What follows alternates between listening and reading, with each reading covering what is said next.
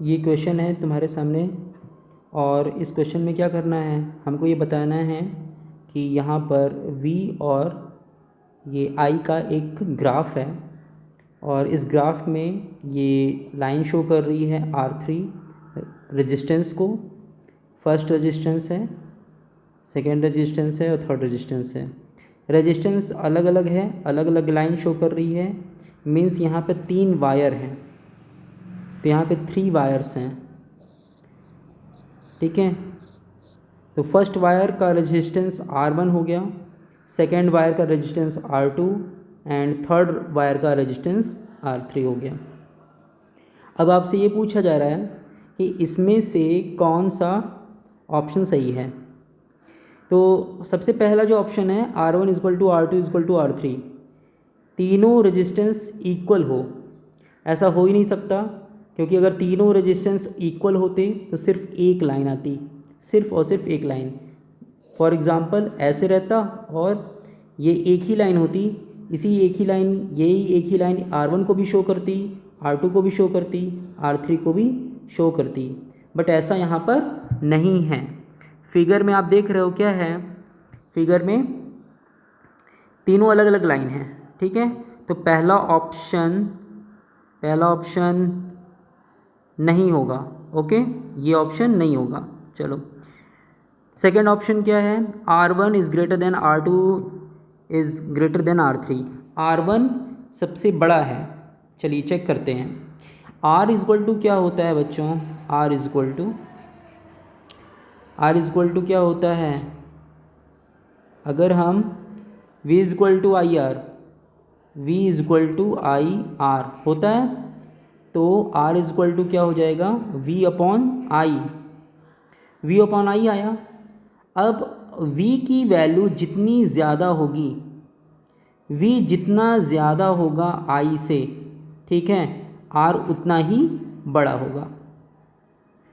Okay, V की value ज़्यादा है I से तो क्या होगा, R ज़्यादा होगा। ओके, अब चलिए हम लोग इस फिगर में देखते हैं क्या है। इधर V है, ये V है, और ये आप देख रहे हो क्या है, ये आपका इधर की ओर y एक्सिस में I है।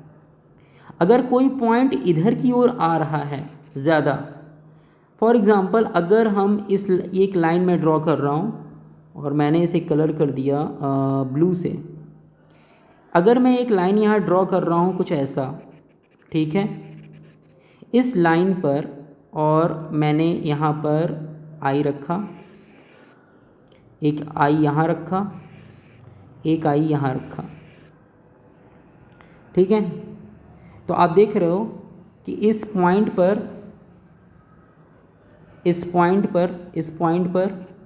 क्या हो रहा है, इस पॉइंट पे V की वैल्यू इतनी है, I की वैल्यू बहुत कम है। ओके, V की वैल्यू क्या है, ज़्यादा है, तो V की वैल्यू, अगर हम R3 की बात करें, R3 की, तो V की वैल्यू ज़्यादा है, ठीक है, और I की वैल्यू यहाँ पर कम है। I की वैल्यू कम है और V की वैल्यू यहाँ पर, ये है V की वैल्यू। ओके, अब हम R2 की बात करने जा रहे हैं। R2 में क्या है, R2 में V की वैल्यू तो उतनी ही है, लेकिन I क्या हो गई, ज़्यादा हो गई। अगर हम इसकी बात करें R2 की, तो V की वैल्यू उतनी ही है, लेकिन I यहाँ पे ज़्यादा हो गया। तो R2 के लिए क्या होगा, V की वैल्यू V/I, ठीक है, क्या निकलेगा, V की वैल्यू यहाँ पे क्या है, उतनी की उतनी ही है, ठीक है, लेकिन I यहाँ पे ज़्यादा हो गया, तो R2 क्या होगा, R3 से छोटा होगा। ओके, और अब हम बात करते हैं, चलिए यहाँ R1 की बात करते हैं। V उतना ही है, लेकिन I और बढ़ गया, I और बढ़ गया, R1 से भी ज़्यादा हो गया I यहाँ पे। R1 में I की वैल्यू और ज़्यादा हो गई। जब I की वैल्यू ज़्यादा होती जाएगी, I की वैल्यू ज़्यादा होती जाएगी, R उतना ही छोटा होता जाएगा। तो हम ये कह सकते हैं कि यहाँ पर R3 सबसे ज़्यादा है, फिर R2 है, फिर R1 है। ठीक है, तो यही आंसर होगा। ठीक है बच्चों, क्लियर। अब ये ऑप्शन किधर है, ये option C is correct. Thank you.